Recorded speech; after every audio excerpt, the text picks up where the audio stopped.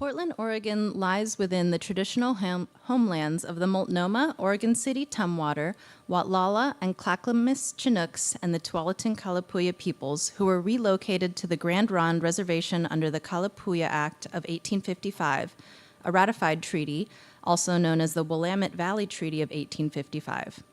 Today, these tribes are part of the Confederated Tribes of the Grand Ronde. The Grand Ronde people continue to maintain a connection to their ancestral homelands and maintain their traditional cultural practices. Good evening. My name is Marcia Mack. I'm the Assistant Director and Curator of Galleries and Exhibitions here at PNCA. Tonight, it is my pleasure to introduce our 2025 Dorothy Lemelson Lecturer, the multi-talented Cameron Granger. Oh, yeah. I first crossed paths with Cameron and his work in the past life in Columbus, Ohio, where the depth, genuineness, and heartfelt quality of his work immediately stood out. His ability to move across digital and physical media, lyrically bridging impressively seemingly effortless narratives, materials, thought processes, has always impressed me. We're honored to host Slay the Goblin across the hallway, which is now open through December 20th, and we invite you to celebrate with us tomorrow from 5 to 8 at First Thursday. A little bit about Cameron. Cameron just completed an artist residency at Pioneer Works in Brooklyn and has been an artist in residence at the Studio Museum in Harlem, Skowhegan School of Painting and Sculpture, and ACRE. Cameron's 2023 film, Before I Let Go, was awarded Best Experimental Film and the Audience Choice Award at BlackStar Film Festival. His recent solo exhibitions, 9999 and Doom and Gloom, were recently on view at the Queens Museum and Kate Werble Gallery. Please join me in welcoming Cameron Granger.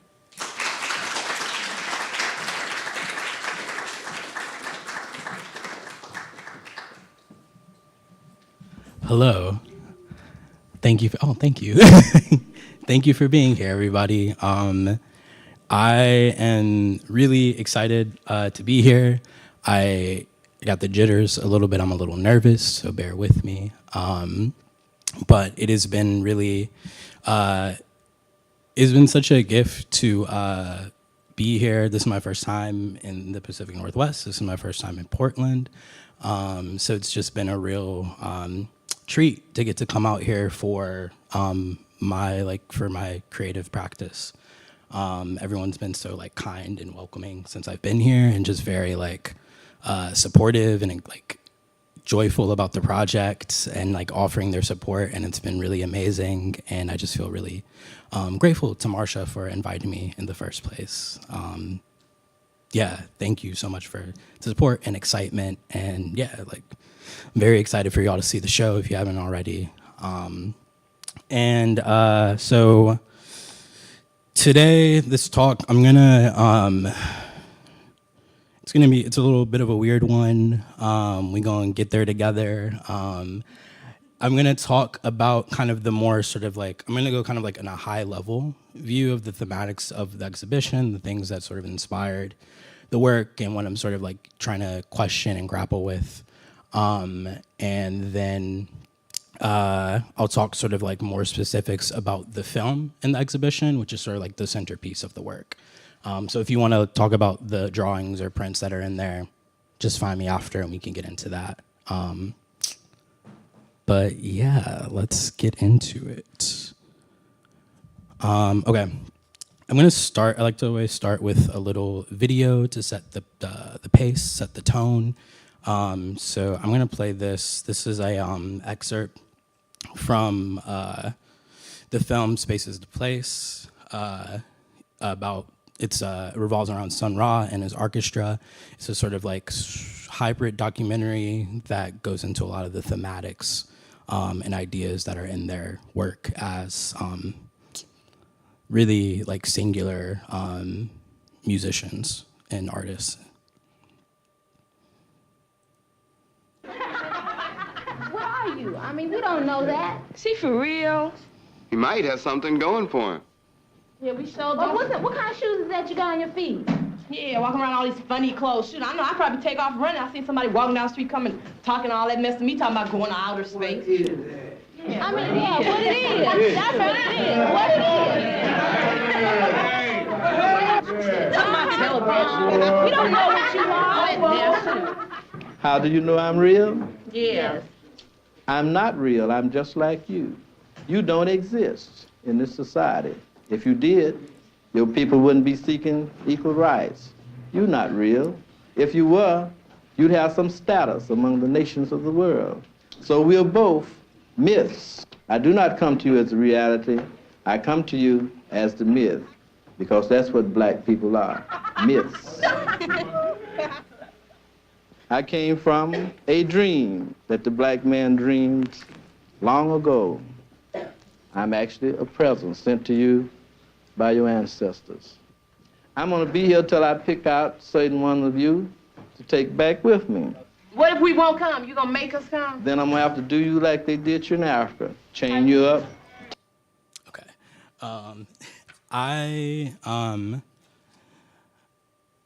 There's this constant question that runs through Sun Ra and the orchestra's work.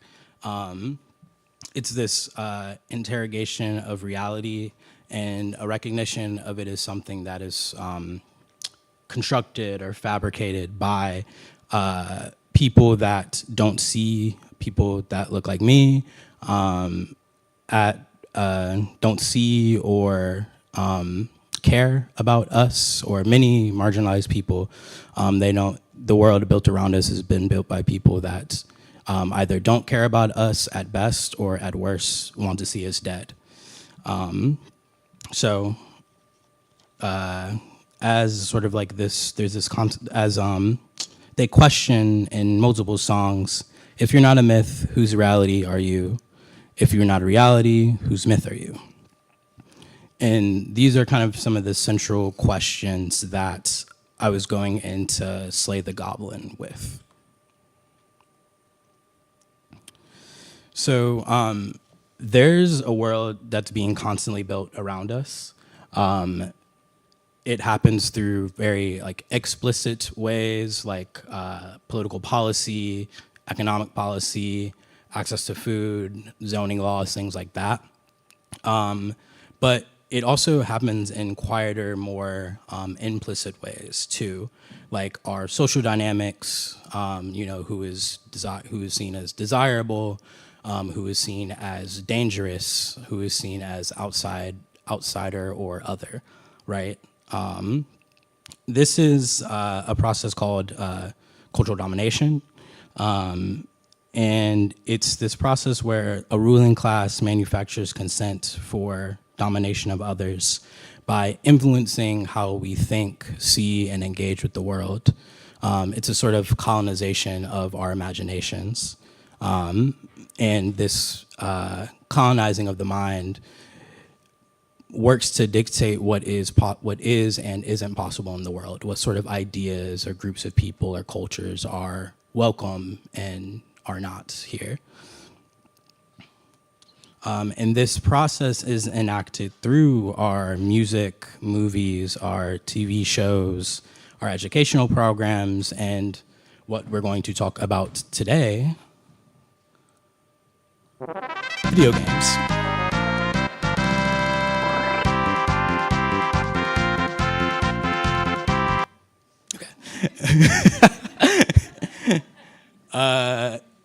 Okay. I didn't mention this at the top, but a good this kind of first section of the talk is going to be adapted from a class I teach on race and video games called Damage Overload Value. And so I'm gonna be picking and pulling a lot of quotes from different readings and watching and sort of viewings that we do in that class. I'm gonna share them with y'all today. So this is a quote from a writer, J.C. Hers, from her book, Joystick Nation. And as I'm reading this, keep in mind that she was writing this book only it would have been maybe 15-ish years after video games sort of hit the mass market. And she was already kind of able to see the potential that this medium has as a sort of like influential force in the world. So I'm just gonna read it real quick. SimCity favors public transportation because Will Wright is a proponent of public transportation. And of course, there are always factors that are significantly absent. You can build something that looks like Detroit without building in the racial tension. And so really, it boils down to a kind of social contract. You just accepted the designer's values and assumptions, at least for the duration of the game, and that's fine as long as you realize what you're doing. But often, especially if the sim is lavishly produced, people don't twig. That's what makes Sims so effective at convincing people that certain types of political behavior are appropriate. Once you're in the game, you've agreed to let someone else define the parameters. And so the question is, who defines them? Who's created this environment, and when do they want you to believe? So when I first encountered this quote, to me, it sort of kind of triggered some of the same things that the questions of Sun Ra and his orchestra were asking too. Sort of who are the architects of this reality around us, and what kind of worldviews are they inducting us into, right?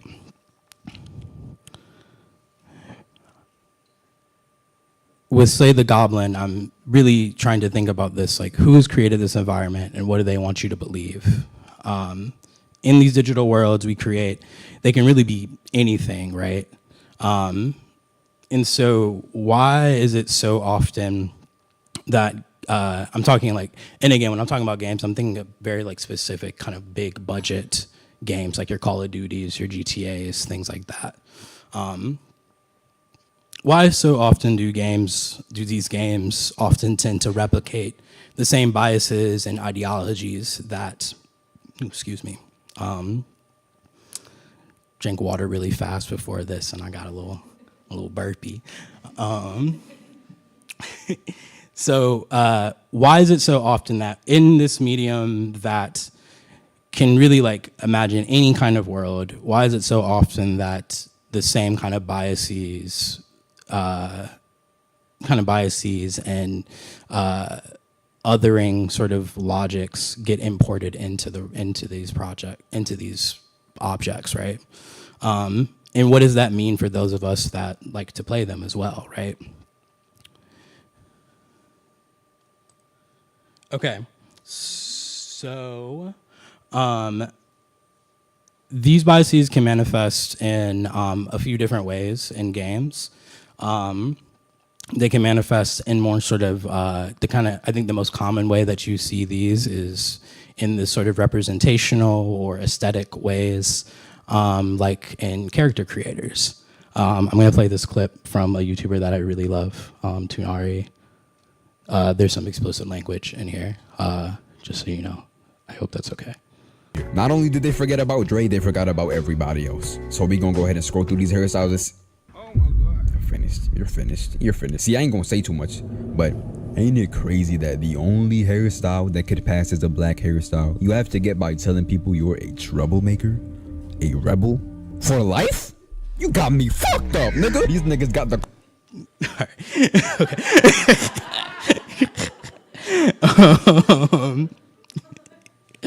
So yeah, it manifests in ways like that. But it also can happen, and we see this especially now as games are becoming larger, higher budget, more quote unquote realistic. These like very lavishly created cinematics. We start to see this in the way that a game story is told as well, in its narrative.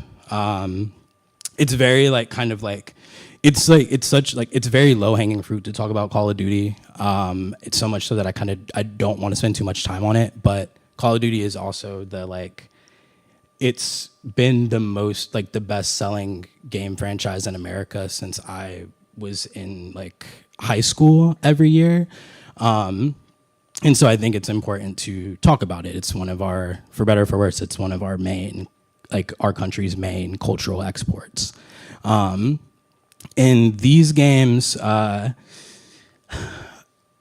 it's very well known the ways that these games sort of whitewash U.S. imperialism, and sort of like create an aesthetic of like turn war into aesthetic to be marketed and consumed, right?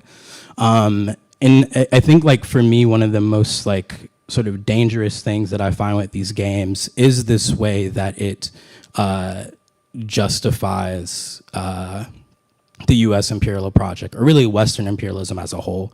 It has this idea, it's kind of hard to see, it's hard to see on the screen, but this is one of the, like a recurring character in these games, Captain Price.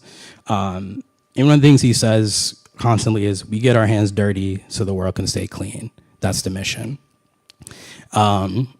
This very sort of ends justify the means. Any kind of collateral damage, any destruction done to countries elsewhere is worth it if we can save our people at home.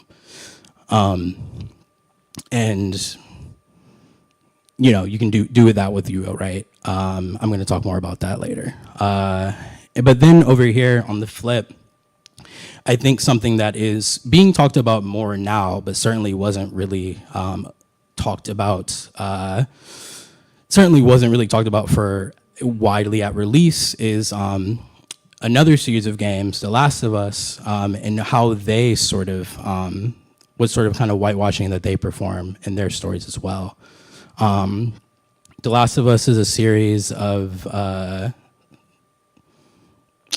I guess like narrative action games that are developed by Naughty Dog, and they have an HBO show now, and Last of Us is sort of lauded as kind of the best story told in video games. And what's talked about a lot less is this sort of Zionist logics that have been imported into the game series by its director and lead writer, Neil Druckmann. Again, like this is not the focus of the talk. Last of Us and Call of Duty are not what I'm talking about today, but it's important to talk about these things. I'm gonna read this quote from Tarek Younis's article in 2020 that talks about this. This comes from a quote that Neil Druckmann gave during the press run for The Last of Us 2. It says, the formulation of Ellie's turn towards darkness can be traced back to the year 2000. Then in his early 20s, Druckmann witnessed news footage of a crowd lynching 2 Israeli soldiers in the West Bank, and they cheered afterward. Druckmann, who grew up in Israel, recalls, it was the cheering that was really chilling to me. In my mind, I thought, oh man, if I could just push a button and kill all these people that committed this horrible act, I would make them feel the same pain that they inflicted on those people. This feeling faded, though. Eventually, he looked back and felt gross and guilty just for his intense feelings. He wanted to explore that emotional tumult on a didactic level. And what this event is the Ramallah that he's describing is the Ramallah lynching, and it is what's sort of left out of this recounting is that these 2 soldiers were in the West Bank in the first place because they drunk drove through a Palestinian village celebrating the death of a Palestinian child that was killed by soldiers just a few weeks earlier. And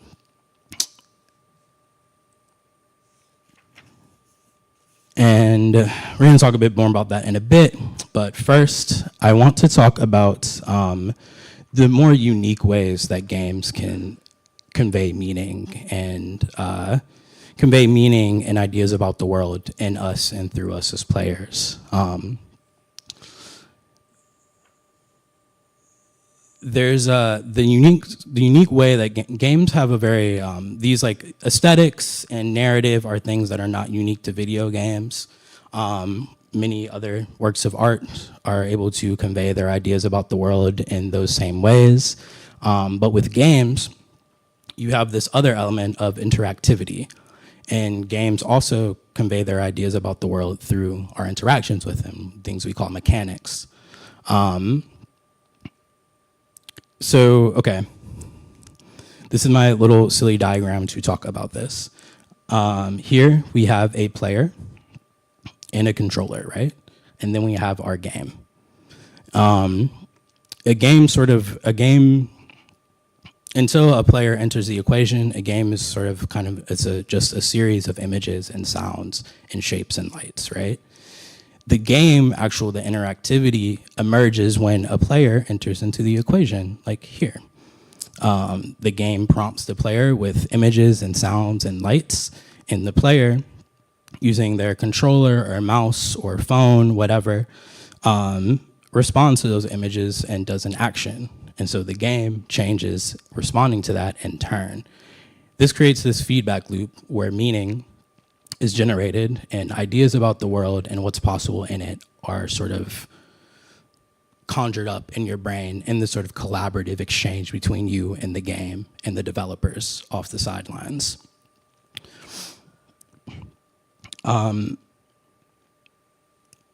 These ideas can be they can be in response to the game itself, sort of like, who is my enemy? What can help or harm me? Where can I go? What do I want to do? What are my goals in the game? But I also think this happens, this meaning and ideas about the world is generated in real life as well. Games can teach us about people, places, histories, culture, but what makes them unique is the active role that we play in teaching, in that teaching, right? Through games, we are literally inhabiting someone's worldview, their point of view on the world, and we're sort of being made to play, play an acting role in that imagining. And that's what I think makes games really special, and also very powerful.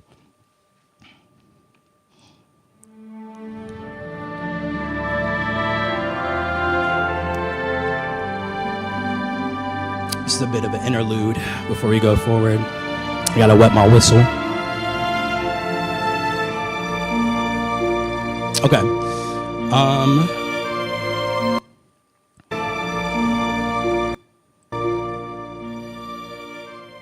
Okay. So I was thinking a lot about this feedback loop when I was working on Slay the Goblin. I was thinking specifically about how this runs parallel with how meaning is generated and controlled in our IRL world and the societies. How these dominant ideologies, these ways of seeing the world, create systems of control around us, and how these ideologies get sort of engraved into our brains, made normal, acceptable, and inevitable through images and sounds around us. And I'm thinking about who made this world and what do they want me to be, right? What do they want me to do? What role do they want me to play inside of this world? I was especially thinking about open world games and strategy games, and open world games and strategy games. And these are two genres where conquest is often your primary means of expression and progression.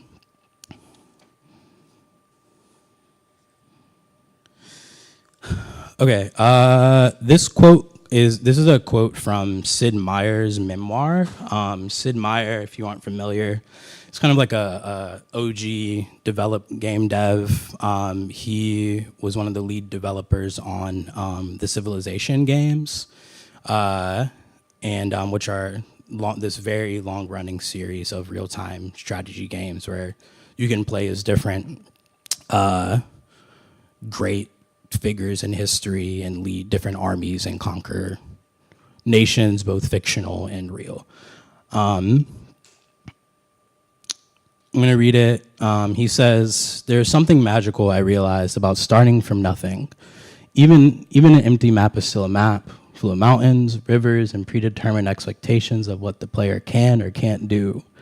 But a hidden map, a single settler dropped in the wilderness, able to see nothing but the 9 squares surrounding them, was quietly grand. It allowed the player to imagine a seemingly infinite set of possibilities in the blackness beyond. There might be treasure just 1 square over, or an enemy lurking perilously nearby, and that uncertainty made the urge to start exploring both intense and immediate." So here here in Myers's view and in these games, which are, again, like the world in these games is meant to be sort of like an analog to our real world. The world only comes into existence when the player enters into the equation. This player settler character, we as player settler bring the world into shape. There are infinite possibilities in front of you, and they are built from conquest. And when I read this quote, when I think about these games and how they operate, I think of them as a kind of like gamified manifest destiny almost. Open world games expand on these promises. Open world games give you these very large, lavishly created, immersive, very like high fidelity graphically rendered worlds for you to just go out and get lost in. Most open world games, you're thinking like your Skyrims, your GTAs, your Assassin's Creeds, give you these big maps, and throughout your run, you're populating new points on the map. And every new point on that map is sort of like a monument to your conquest, right?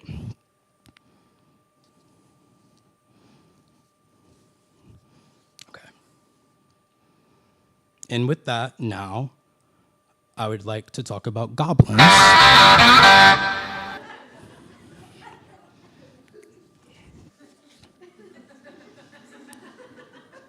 I'm gonna just let that sit for a second.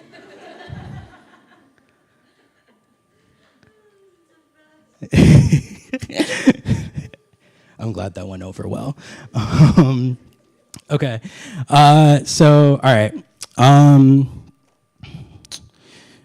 N.K. Jemisin is, I would say, one of the most well-known, well-regarded, and celebrated science fiction and fantasy writers of certainly my generation. This is a excerpt from a piece she wrote as a response to a question that she often gets from readers, fans.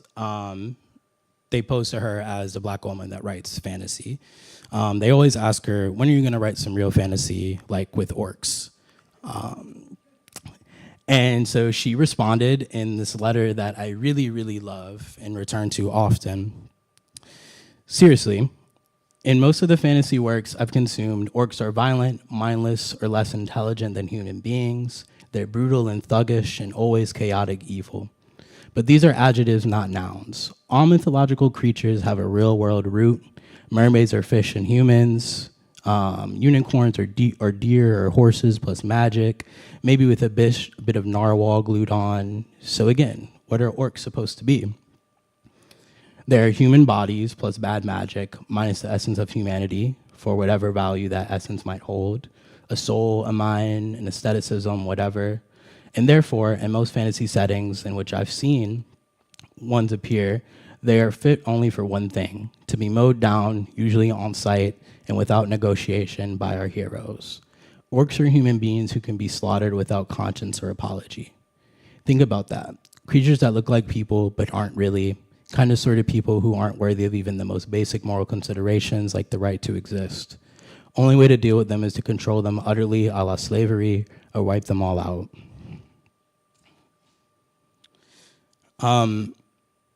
I read this a handful of years ago, maybe about 5 years ago now, and it's been really formative for how I think about and sort of question the different works of art that I engage with, especially things that I love, like role-playing games.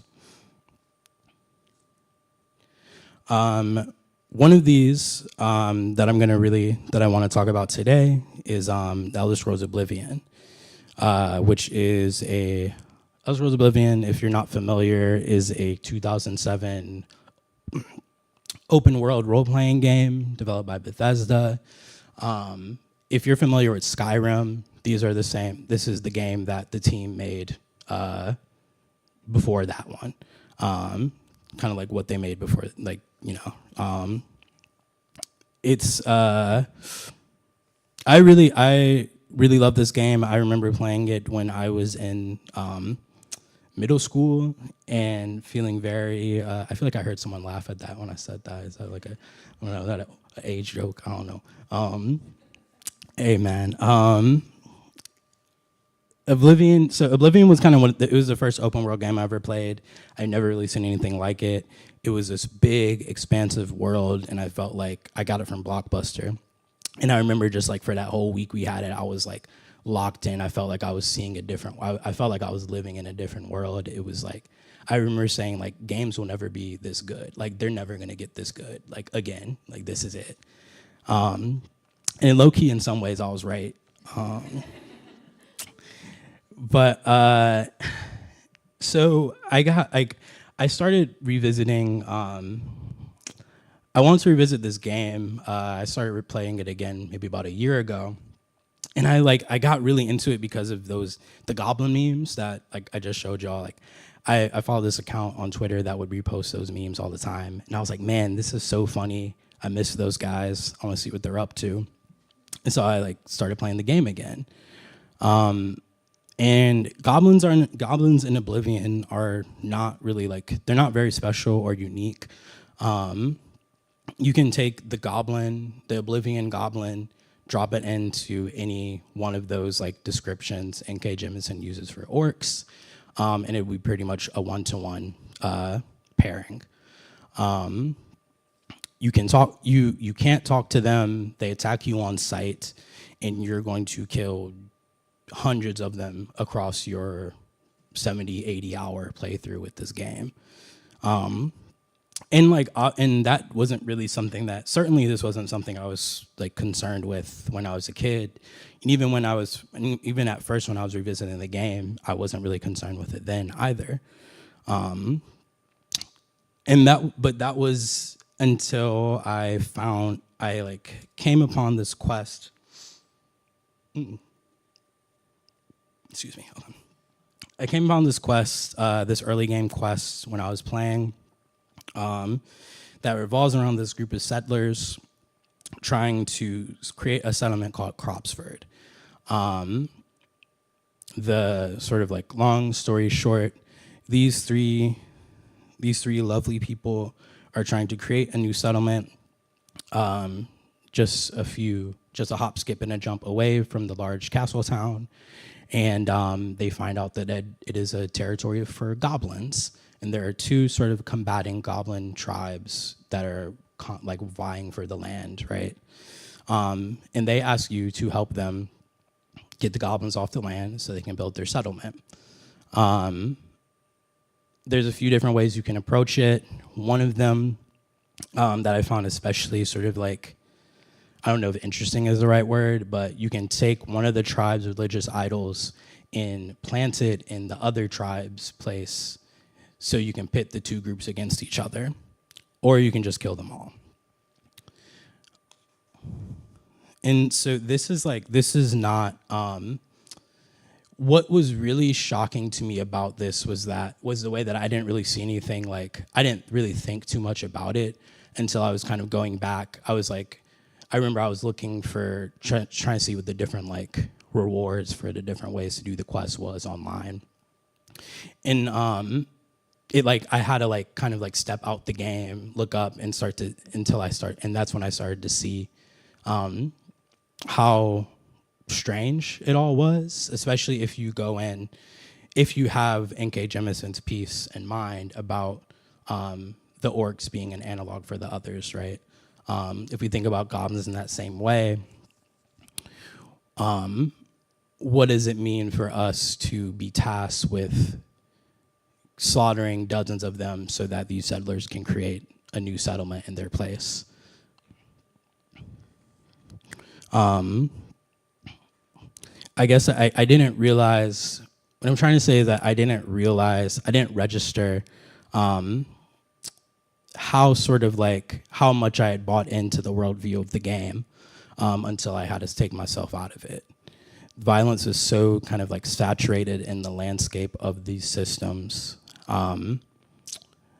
They're so sort of saturated with the landscape in these systems. I had killed a ton, like dozens and dozens of goblins in this playthrough alone, and hundreds of more in different video games before that, to make me sort of like not question what they were a stand-in for. And this is sort of how cultural domination works, right? It turns the ruling class values into the air we breathe, right? It makes us sort of like, kind of keeps us with blinders on to the world around us, and the meaning kind of like imbued within it. I'm going to briefly play this little like very like rough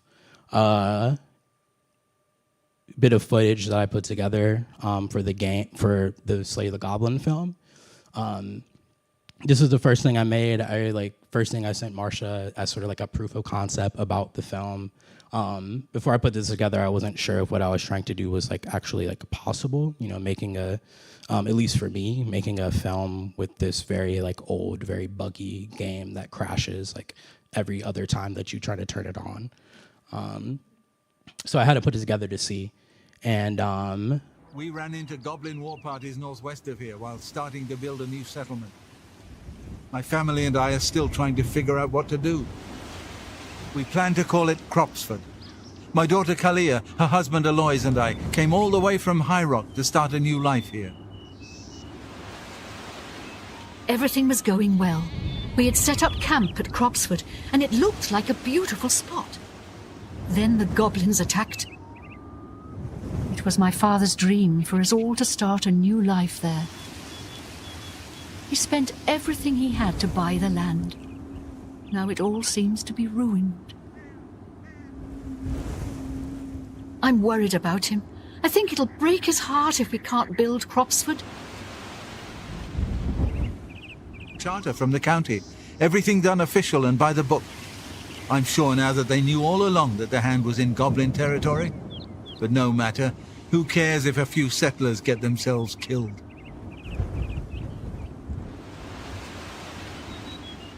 Say, do you think you could help us? We need to get the goblins off our land so we can start building our new settlement. Okay. This was kind of, you can sort of see here how I started to use the, that quest, the Cropsford quest, as a kind of like axis or origin point for the narrative that I wanted to tell around all this. It kind of became the foundation. I wanted to use the game's own language to sort of, I wanted to kind of turn the game's own language sort of in on itself. And sort of, again, like interrogate that sort of like constructed worldview there. This is, okay, so this process is a type of filmmaking called machinima. It's a very like long-running tradition of animation that uses screen recordings of video game engines to create what are often but not always narrative films. This is, you can see, so like this is a still from the film, and then this is a sort of like just quick dirty screenshot of like one of my big, I have like terabytes of like 20-minute long clips of me like playing this game, trying to get this footage for the film. You can see here, these little like letters and numbers is the debug menu in the game, which is what developers use to test their games when they're making them. When you're playing on PC, which I didn't know because I always just had a console growing up, you can access this debug menu pretty easily with the help of a few mods, which I'm going to talk about in a sec. But the debug menu lets you do really cool things like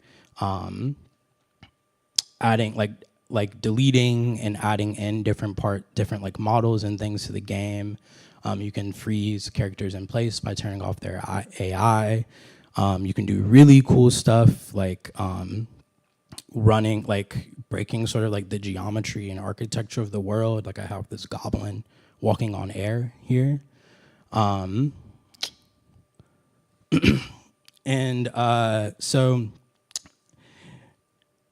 as I mentioned, like Machinima's been around since like the 90s. It goes back to like when dudes that would play Quake and Doom wanted to record like highlight reels of their matches and upload it and like share it with friends for bragging rights. But my sort of like my first introduction to Machinima was through this show called MTV Video Mods, where they would like make music videos with different game characters. And it was a very strange show, but it was also really cool, especially like as a kid, really obsessed with games. It was cool to see them sort of like blending these two worlds that felt really separate to me. I'm just gonna play this like very, very quick clip from this Leisure Suit Larry Black Eyed Peas music video. Just shut up, shut up, just stop. Shut up, just shut up, shut up, shut up, just shut up, shut up, just shut up. Don't go now, please go. I don't know. Shut up, just shut up, Stop the talking, baby, or I start walking, baby. Stop the talking, baby, or I start walking, baby. Stop the talking, baby, or I start walking, baby. Okay. Look it up if you don't know, if you're not familiar with MTV video mods or Leisure Suit Larry. I mean, maybe like that's good for you if you don't know about Leisure Suit Larry. But look this up, man. There's so many on here. A lot of the directors and animation studios that worked on these things just uploaded all of them for you to watch, and like they're remastering them now, so they look really nice. But yeah, this stuff's awesome. If you're like of a certain age, like me, one of the first Machinimas you might have seen is this long-running series called Red vs. Blue that used different Halo games to tell their story. The first one dropped in 2003, but when I was putting this together like this week, I just learned that this like was still running as of like 2024, and that kind of blew my mind. I'm like, the kids know about Red versus Blue. That's crazy. You might have, and so like I think kind of like one of the most like well-known examples of Machinima today is this film Grand Theft Hamlet that was released last year. I actually haven't seen this. Like Instagram has been like really like bombarding me with ads when it came out, to the point where it made me not, like I kind of became a hater. Even though like these filmmakers had nothing to do with it. So I should watch it. I will watch it. But yeah, that's there. So I'm gonna try and like run through these last handful of slides a little quicker, so we can have time for questions. But to make my Machinima, I had to like do what a lot of Machinima artists do, and I had to like tap in with the modders. Modding is mods, if you aren't familiar, they're modifications that you can make to an existing game's code. It's typically done by fans and hobbyist developers. And these mods add extra or replace existing content in a game, like models, spells, animations, and sometimes they can make entirely new quests. I used a lot of mods when I was making this film. And the most important two were this playable goblin mod made by the Talkie Toaster that lets you play as goblins, but also does really cool things like you can also like talk to goblins now. They can join your group. You can get them to follow you around in the world. And I think that, like, to me, that was very like that kind of cracked the game open. I wouldn't have been able to make this film without this, because obviously you're not meant to be able to do any of this stuff. And then I also used this mod called Actors in Charge, which lets you do cool stuff like make characters dance, which you can see I used for a scene early in the, for a like little bar party scene earlier in the game. Yeah, now they're dancing like that there. Okay, so mods are often shared freely between users, and they're often sort of iterated on and expanded on by other modders in the community. Mods can change the entire genre of a game or open them up to entirely new groups of people. A community that I really have always really admired, even if I don't really play these games, is the Black Sim community. The Black Sim community is primarily made up of women and a lot of Black queer mod developers or mod artists, because they're a very passionate group that love these games, but always saw that in a game like The Sims that is literally supposed to be a simulation of life, the tools that they were given in these worlds to express themselves really left a lot of them out. You can see here, this is a concept art for The Sims 4 that's like very notorious. Oops. A concept artist used a piece of cauliflower to model this hairstyle, this Afro hairstyle. And that, again, like I think games are very like game development is a series of priorities across time.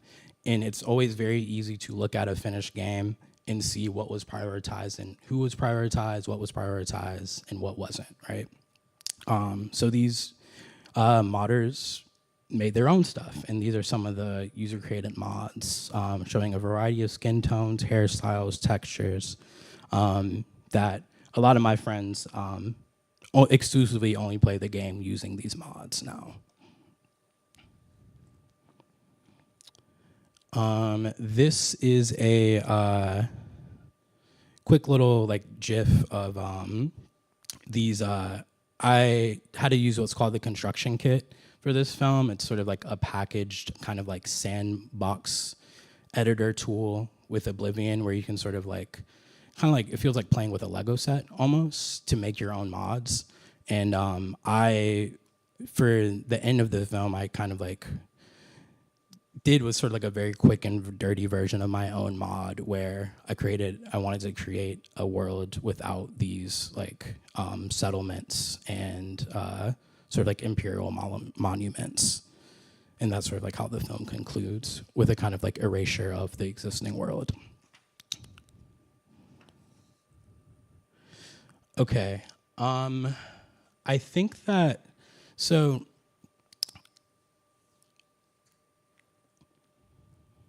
if we think about the ways that, actually, let me go back to this before that. If we think about the ways that these like kind of these biased, rigid ways of organizing the world get embedded into our game systems, so much so that they end up mirroring these biases and exclusions in their own digital landscape. I've been thinking about modding as a kind of like transgressive or subversive act against this sort of like tyranny of these systems. To use a term from Harriet Jacobs, who was a formerly enslaved woman who stowed away in a crawl space for 7 years to escape her master and save her children. I'm thinking about modding as a sort of like loophole of retreat for players, that players can carve out inside the confines of a game world that wasn't made with them in mind, and sort of like they can bend these structures, bend these systems into a shape that sees them not just as possible, but already here, right? Take a system that wasn't made for you and rework it into one that loves you and might be able to keep you safe, or help you feel sort of like you're not a myth, right? In real life, I think mods can show us that just because the world is one way doesn't mean that it always has to be that way, or that it should ever have been that way in the first place. So, okay, back to this. These are, so over here, this is Harriet Jacobs' garret or crawl space where she lived, where she stowed away for 7 years to escape her master. And then over here, these are two stills from the film Infiltrators. In this film, I really love this film. It revolves around different groups of Palestinians in the West Bank who find these sort of breaches in the border wall and use them to funnel either, like here you can see this boy, he's sending bread he's sending bread to loved ones on the other side of the wall. And down here is a group of Palestinians they built this makeshift ladder and found this breach in the, what's that called, barbed wire, to climb over and get to the other side to go work so they can feed their families. I've been in a constant state of rage and heartbreak since 2023, since this most recent campaign, this recent chapter of Israel's extermination campaign against Palestine began. Every morning I witness cruelties that my mind still can't wrap itself around. I've seen people beaten and jailed and deported for calling that cruelty what it is. And so when I watch a film like Infiltrators or see and hear about stories like Harriet Jacobs and the garret, it fills me with a deep feeling of rage, a deep feeling of rage at the world that sort of allowed the conditions or this to thrive and expand and continue. But I think also what it gives me as well, in seeing people literally people somewhere literally out there cracking the world open, right? They have the weight of the world. The weight of the world is against these people, and they are finding ways to really just shatter it, right? Shatter it and subvert it. I feel like I'm sort of being invited and really demanded to do whatever I can to do the same in my own world around me. And that can be something as simple as getting a neighbor fed while the government is trying to cut their benefits, right? So yeah, that's the world getting cracked open. And then we got to do what are we going to do to push that cracking forward? So I'm at the end of my presentation. I'm going to end with this quote from Fanon from his book Black Skin, White Masks, and then I'm gonna just show the teaser trailer for the film that sort of gives you a little taste of the vibes of the film, and then you can go over there and see it yourself if you'd like to. So I'm gonna read this. I'm gonna admit, and there you have it. I did not create meaning for myself. The meaning was already there, waiting. It was not as the wretched, it is not with my teeth, it is not with the hungry that I fashion a torch to set the world alight. The torch was already there, waiting for this historic chance.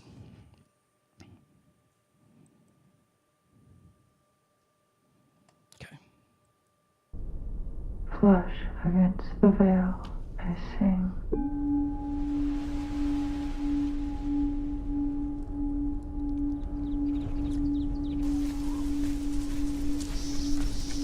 7. Perversion. It is no good bearing false witness. The sinner's errand. 8. Resentment. Are these laurels to be proud of? Let me tell you how much I've come to hate you since I began to live. hate.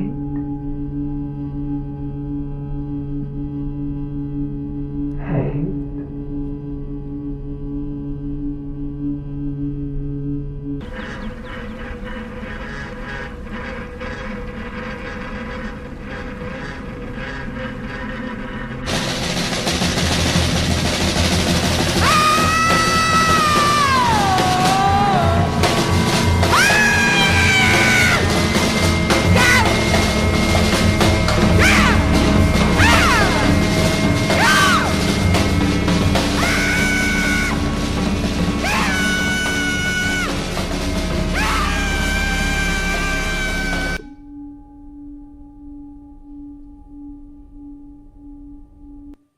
It's November 6th tomorrow.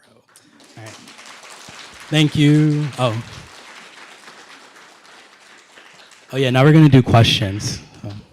Yes, who has a question? Okay. What was your favorite part in making this project, in making this film? Oh, I love that question. I love that question.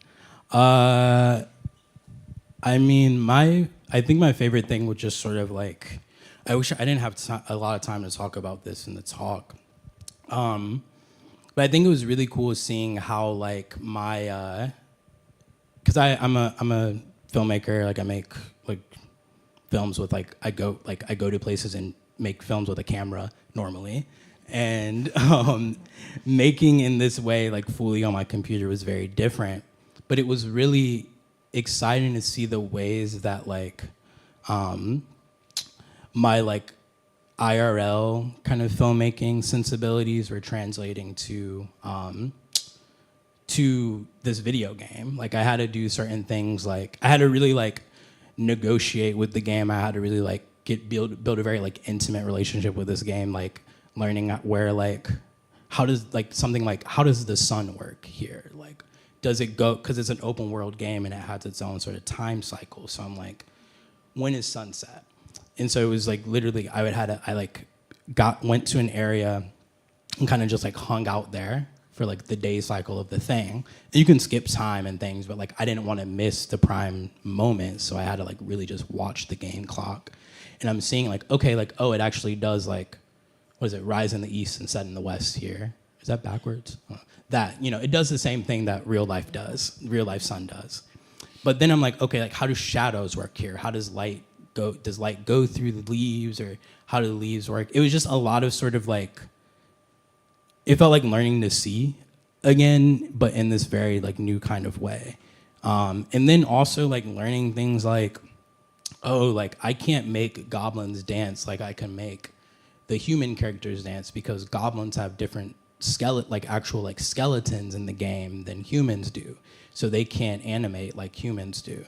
So like also like learning things like that was really wild. Or like this like, there's these like shots in the game of like the character like without like headless, like the main character Paul, like you see a lot of shots of him without his head. And that was like, that just happened because like you're not supposed to be able to like pull the camera out when you're in, you can be in like first person view or like third person view and see your character's full body. But with the, like by using like the free camera, the modded free camera, you can like break away and see like what, like the full world that you normally don't see. And so like, because when you're in first person, the game doesn't load your character's head. He doesn't have a head in the game world at that time. And so I was looking at, like, it freaked me out. I was like working late in the studio when I first saw it, and I was like, whoa, this is my, like, it felt like a like haunted, like creepypasta type thing. Like your Pokemon game cartridge is haunted or whatever. But it was like, oh, like that was sort of, and that became sort of like it was a total accident, but it became sort of like a running kind of like motif throughout the film. And it just like was because of this weird like idiosyncrasy of the game. Like, and so it was really fun to sort of like let the game, even though I had my script, I was able to just let the game guide me, like take me to where I could go, right? And also like kind of break away from it in certain ways too, right? Yeah. Thank you for that question. Yeah. Yeah. Is there a question? Exactly. Is there a question? Okay. Anybody else? Okay. Have you or are you interested in using programs like Unity or Blender to make your own worlds for game or for films? Yeah, I messed around with actually the so there in the show there's these there's these small prints there, and I use Blender a bit for those. There's sort of like reworked assets from this other game, Baldur's Gate 3. Oh, I know Baldur's Gate 3. Yeah. Classic. And so I like mess around a little bit in there, but it's really complicated. And it's I think that's more of like a collaborate with a friend. But what I really want to do, I've been like TAing this sort of like game design class that's more like a drawing class where you make a bunch of like tiny games in a session, using really like a lot of free program, all like 2D stuff. But what I really want to do is kind of like make some like small games for a while, and kind of like, I think there a lot of like smaller like small games you find on like storefronts like Steam or itch.io are kind of like, they really hone on like one particular like idea that they're trying to communicate. And I think to me that's a really fascinating thing. They're almost like zines but games. And I really want to just spend time making some of those. Have you played Gone Home? Yeah. Oh, That's our classic Portland one. Yeah, classic. We love it. Love it. That was yeah. So maybe something like that. I don't know. I might make it like a yeah. I'm gonna go just be back for you. Okay. So as someone who also like really deeply enjoys video games and is also kind of aware of once you start thinking about the nature of it, realizing like, oh no, do you see like a way to make games where it feels like a lot of the problem is that most games, the main way that you can interact with the world is violence, and so you need someone to do it to. Do you see a way for games like that to exist in a way that maybe isn't as bad, or is that just something that like games need to move away from? Oh, like games where you are like are doing some kind of like physical violence? Yeah, I mean, like, I think that's a good question. I do think there are like a game that I think is really that I like a lot is called Weird West. It's made by members of the team that made these games, the Dishonored games. And Weird West is like a sort of like a sort of like anti-Western myth. And you're playing a lot of different, the first character you play at is this like basically like Calamity Jane, a sort of like, really cool gunslinger, bounty hunter character. But then you're shifting perspective, you're shifting characters constantly throughout the game. And you're playing, like one of the characters you're playing is an indigenous character. And so that sort of like kind of inverts what you've been doing up to that point, and opens up this space of sort of like critique and interrogation. And I think I think strategies like that are really fascinating. I think it really like takes sort of like shifting the view, like your point of view, right? This sort of like, again, like this question of like, who are you inhabiting, whose worldview are you like sort of being meant to participate in? So I think it's totally possible. But then I'm also really interested in games that are sort of like inverting that vernacular a bit more, like going further. Like there's like this developer, Robert Yang, that I really like, who's a queer developer, and he makes games where like his game that I really love is called The Tea Room, and it's based off this period, a time in Mansfield, Ohio, where police were doing raids on popular cruising locations, and you play in a bathroom, and his games get like constantly get pulled off of storefronts because they're about sex and making love and really like, you know, also like they're really funny. And so he decided like, okay, like since I can't put like penises in my game, what if I just made every like penis a gun? And so you're like, it's a cruising sim. You start out in the stall, you walk out, go to the bathroom, and like a rotating cast of guys come in and they pee beside you in the stall, and you have to sort of like make eye contact with them, look away, make eye contact, also listen out for the police coming because they are coming to raid these locations, and so you have to listen out.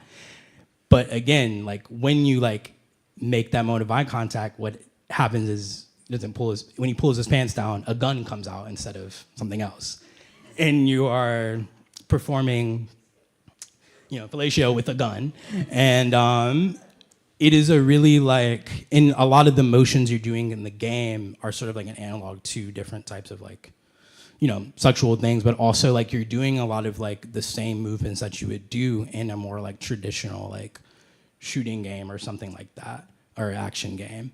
And I think that's such a like a really brilliant kind of like subversion of what these mechanics normally are meant to like sort of convey, right?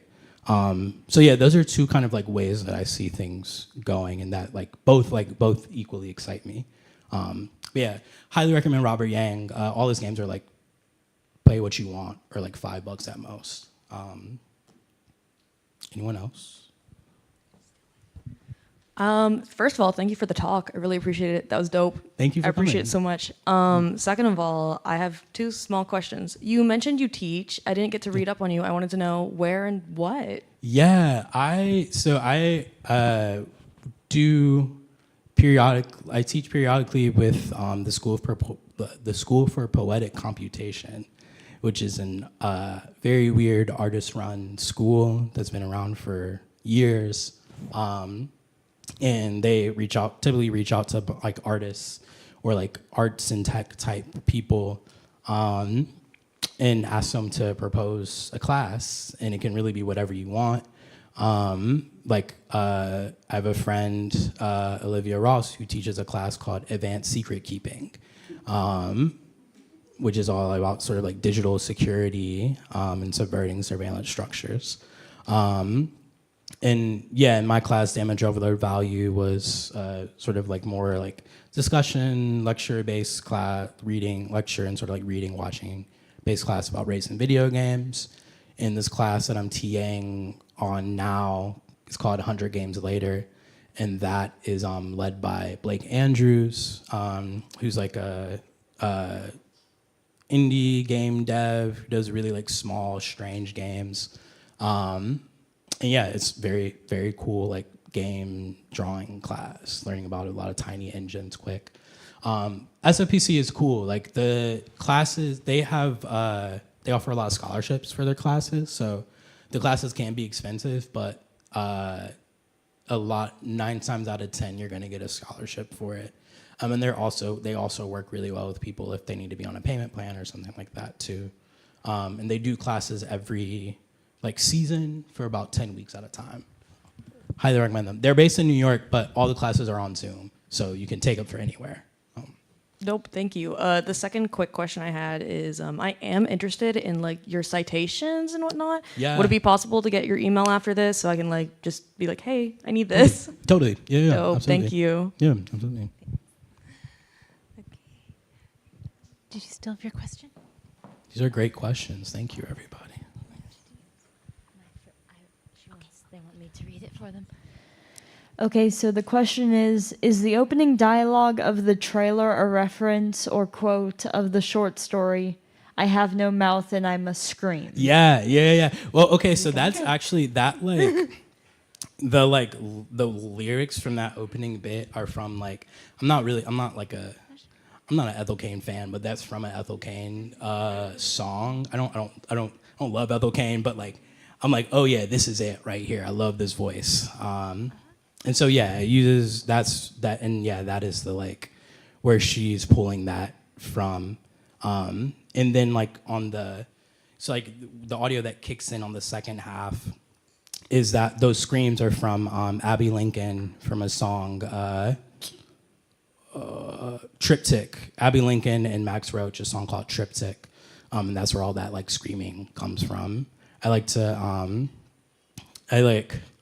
try and pull in a lot of like overlay and stitch together and sample a lot of different like songs and stuff in my films and try and stitch them together with other weird like ambient noises and stuff. So yeah, that's where those came from. It was a good read. I actually have one more question. Yeah. I love making I want to get more into making videos and more stuff like this. What are your favorite editing and video taking programs to use? I mean, I use Premiere. I use Premiere Pro. It's an Adobe program. I wouldn't say that it's my favorite. It's more sort of like I'm just kind of like trapped with it. There are other, I like highly, like, there are other programs that friends use. Like, I know friends use something like DaVinci Resolve, which is I think DaVinci is free, I think. Or maybe like you have like a robust free trial.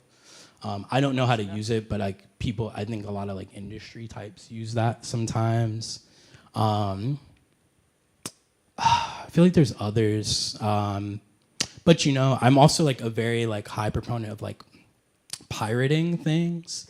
And I don't know if I can say that on the stream, but I think you can find, I might even be able to help you find versions of Premiere Pro that you don't have to pay for. They might be out of date, but if anyone's interested. Any tips are helpful tips. Follow Real Tay Diggs on Instagram. That's my account. And you can find and hit me up. Okay, one more question over here. Hi, I loved your talk. At the start, you mentioned manufacturing consent. Yeah. And I see in the different games you mentioned, and also in the video project itself, by changing how the game operates, you're expanding the Overton window of like what's acceptable speech and what's acceptable action. Yeah. I'm wondering, as like in the real world and as an artist, what do you see our role as in affecting change and like changing how what consent is manufactured and expanding the Overton window? Like how do you suggest emerging artists go about that? Because that's sorry if that's such a huge like. It's the question though, right? And I think it is something that I am like, to be transparent, I'm still trying to find answers for. I think it is sort of I think it's a question of priorities, right? Sort of like something I've been trying to like really kind of wrestle with myself is like reassessing like, okay, like the things that I want out of my career, what do I value in my career?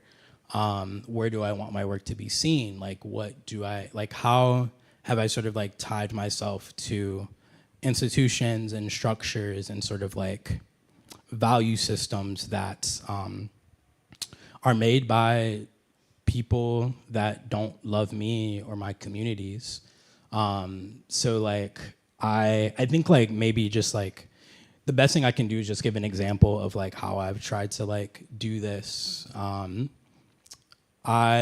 was, I guess, what is this we're in November now. So sometime in like spring, summer, I was offered a visiting position at Cornell Tech, which is the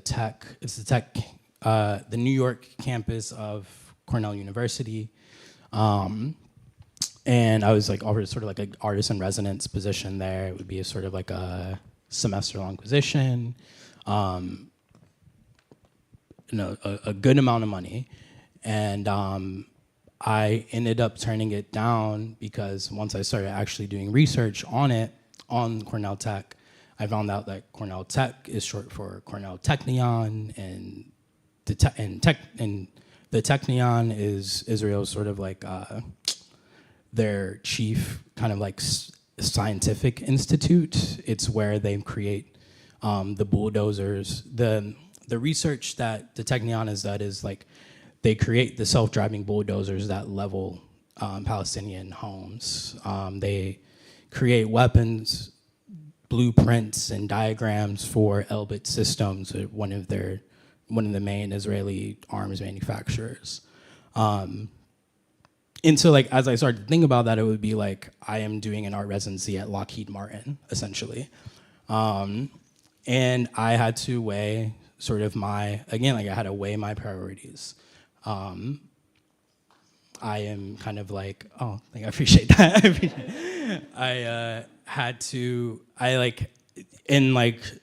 I need money. This would give me a lot of breathing room, much needed breathing room in life.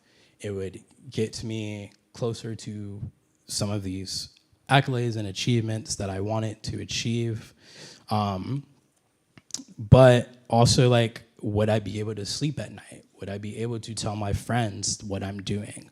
Would my friends respect what I'm doing, right? Would my like OGs and community members respect what I'm doing once I told them what this place was? And so the more I thought about them, like the very easy answer was like, no. And so that was kind of like, for me, a moment where I had to like really kind of like weigh the options and priorities and be like, okay, like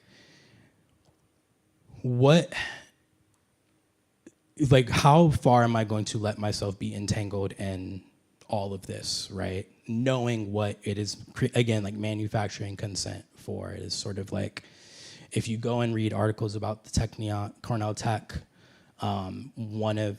you see Israeli finance officers talking about how this is going to help us change the way that we're talked about in the West. It's going to help us sort of like rebrand Israel. Like these are words that they are saying. And I didn't want to be a part of that. So I think to bring it all home and back to the question, I think it's really like, yeah, you have to sort of like put yourself and maybe your well-being on the line sometimes. There are sacrifices that you have to make. You have to sort of like make peace with the fact that like you have to kind of redefine your notions of like success and achievement, I think. Once you realize that so much of that is tied up in things that want to like turn you and your people into like a myth, basically. Yeah, sorry, that was kind of, I feel like that was messy and a lot of over the place, but I hope that helps. But yeah, I think that's it, right? That's all. Yes, thank you so much, Cameron.